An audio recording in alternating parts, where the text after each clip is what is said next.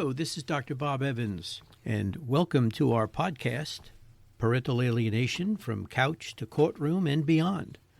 We will discuss the resisting and refusing dynamic, commonly referred to as parental alienation, how you'll know it's happening in your case, and what can be done about it.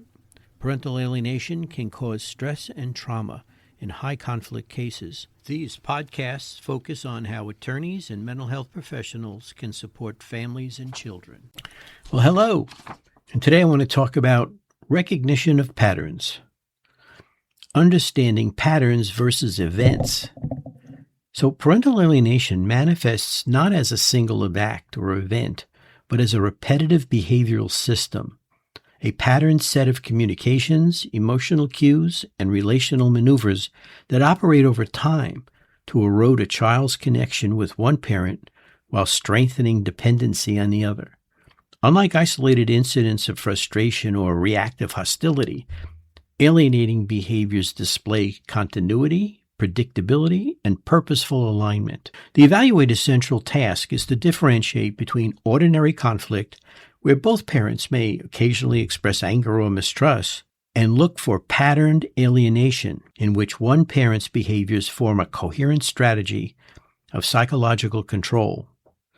This distinction is crucial because only patterned conduct can reliably explain a child's global, persistent rejection of a once-loved parent. Recognizing the presence of patterns requires triangulated data, direct observation, collateral interviews, documentary evidence. The convergence of multiple sources allows evaluators to establish the child's attitudes and language are being shaped rather than merely influenced by transient conflict. Children who are exposed to alienating processes often exhibit predictable behavioral and emotional markers that differ sharply from normal developmental responses to separation and disagreement. These markers are not diagnostic in isolation, but when combined, they reflect an operation of an underlying psychological pattern. For example, borrowed scenarios. Children repeat specific phrases or narratives that mirror the favored parent's language, sometimes word for word. Such repetition signals external scripting rather than spontaneous emotional expression. There's rigid, black and white thinking. A hallmark feature of alienation is splitting.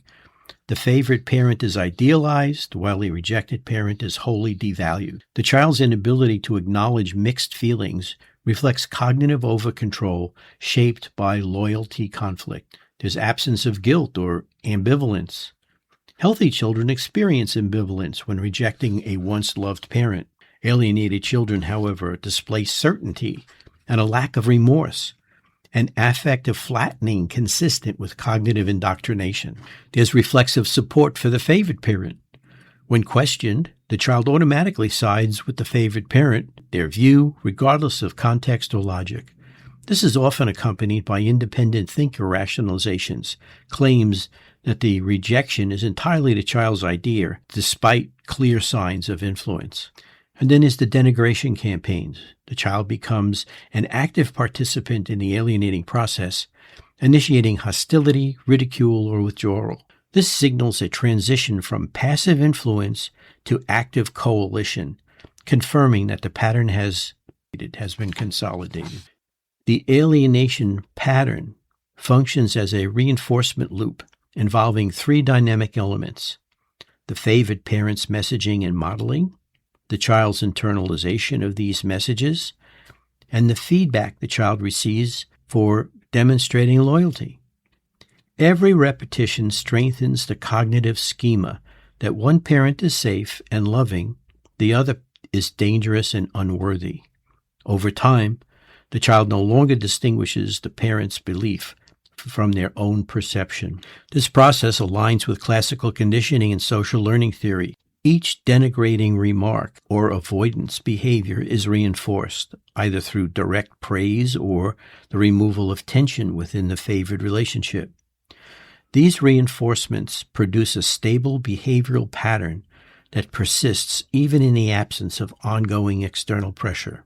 From a systems perspective, this dynamic can be seen as role reversal or boundary collapse.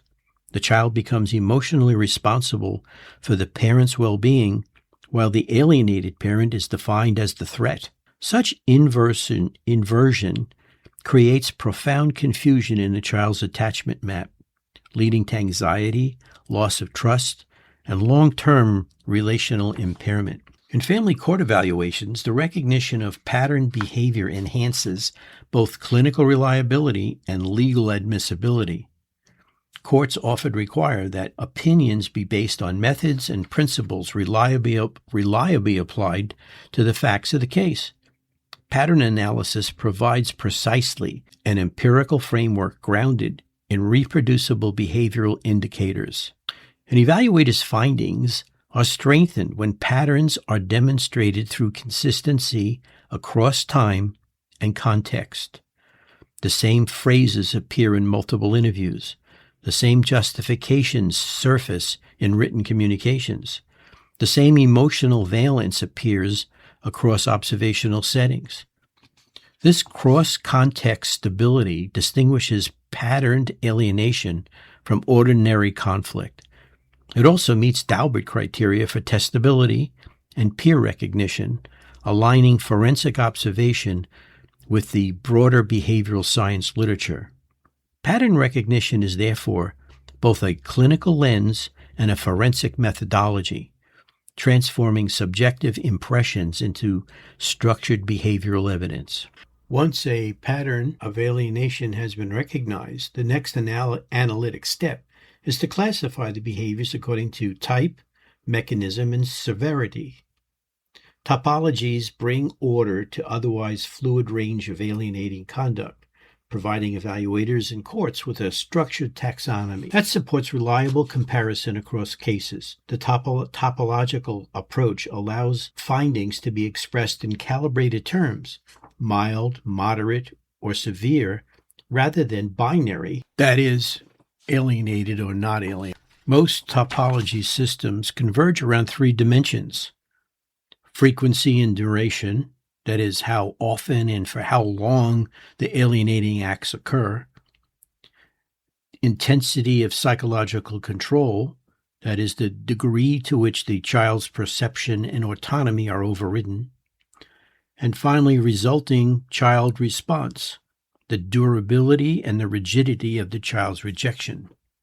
So by cross-mapping these dimensions, evaluators can describe a behavioral profile rather than a label, satisfying both clinical nuance and legal specificity. Let's briefly review the different levels or severity of alienation. There's mild alienation, which very common is sporadic negative comments. It's such subtle gatekeeping, alignment during conflict, but retains affection for both parents. There's some confusion or temporary loyalty bias. Their child is able to enjoy contact with both parents when supported. And typically the resolvable situation is resolvable through brief psychoeducational intervention or parenting coordination, for example. Moderate alienation, we see a persistent disparagement. There's selective disclosure of information. There's emotional pressure to choosing sides. Child exhibits these kinds of situations, these kind of symptoms. The child exhibits anxiety before visits frequently. Frequently, you'll hear parroting of favorite parents' criticisms. There'll be a growing resistance in the child. Typically, this requires more structured therapeutic intervention and typically a court-backed compliance monitoring. With severe alienation is a campaign of denigration. There are false allegations. There's emotional enmeshment.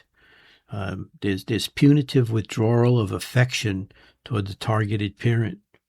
There's a complete rejection. There's absence of ambivalence. There's exaggerated and fabricated justifications.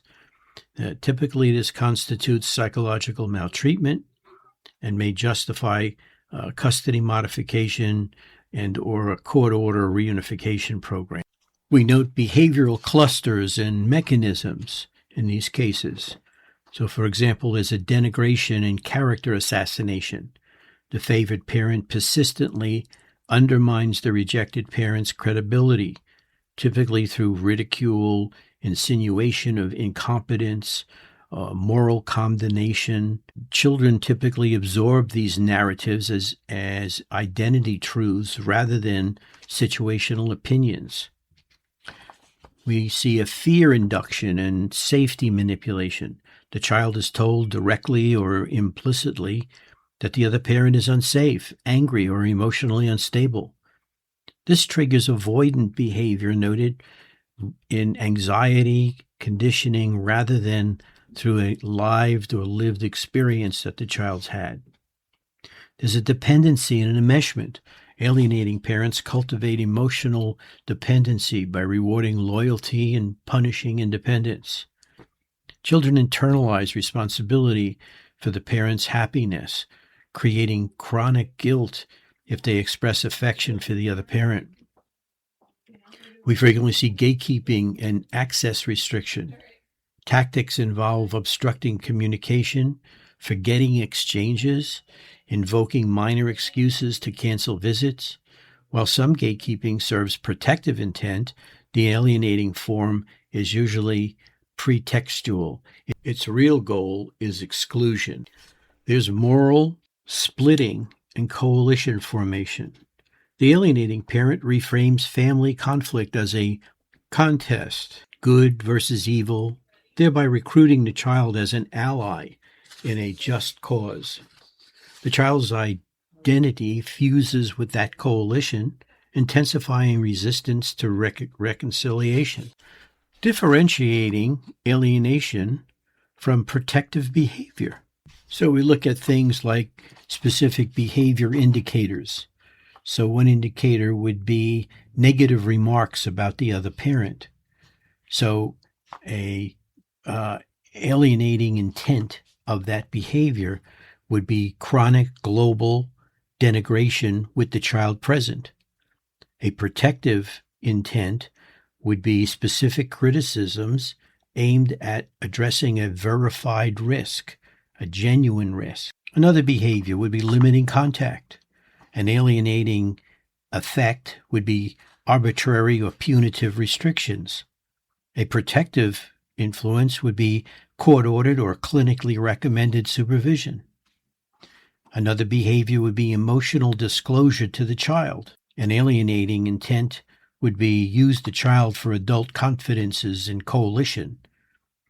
A protective intent would be a developmentally appropriate explanation of facts. Another behavior, encouraging choice. An alienating intent would be rewards rejection of the other parent. A protective intent would be supports the child's autonomy and neural bond. Another behavior would be involving third-party recruitments. An alienating intent would be you enlist teachers or therapists to validate your bias. Your protective intent would be it involves professionals to stabilize the family functioning. Distinguishing intent and outcome in this way prevents false positives, mislabeling protective parenting as alienation, and strengthens credibility under cross-examination. There are hybrid and mixed forms. Families exhibit presentations where genuine safety concerns coexist with alienating behavior. Alienators must parse functional motive, whether protective acts evolve into control tactics once danger subsides. The transition point often reveals itself through temporal inconsistency. Behaviors that remain after the alleged threat is a resolved indicator of secondary gain rather than child protection. The clinical and legal utility of the topology. A well-articulated topology serves both therapeutic and forensic ends. Clinically, it guides treatment intensity, determining whether education, mediation, or structured reunification is indicated. Legally, it supports proportional remedies, linking behavioral severity to judicial response while avoiding over or under intervention. When an evaluator can reference a recognized topological framework, testimony satisfies Dalbert and emphasizes a peer-recognized methodology and enhances judicial confidence in the expert's conclusions. Topology translates recognition into classification. It enables evaluators to move from "I see alienating behavior" to "I can describe its pattern, intensity, and risk level." We're going to talk later on about advancing this kind of framework by addressing detection and evidence mapping, and how to corroborate behavioral findings through documentation, collateral interviews, and observable consistency. I hope you found this very helpful. Thank you so much for joining us today. For more information on this topic, please visit www.drbobevans.com or www.naopas.com. We offer classes for both legal and mental health professionals to help educate them on the signs and strategies of parental alienation and how to move forward for a healthier environment for the children of divorce. Please visit www.naopas.com and sign up for our courses and use coupon code PODCAST for a 50% discount.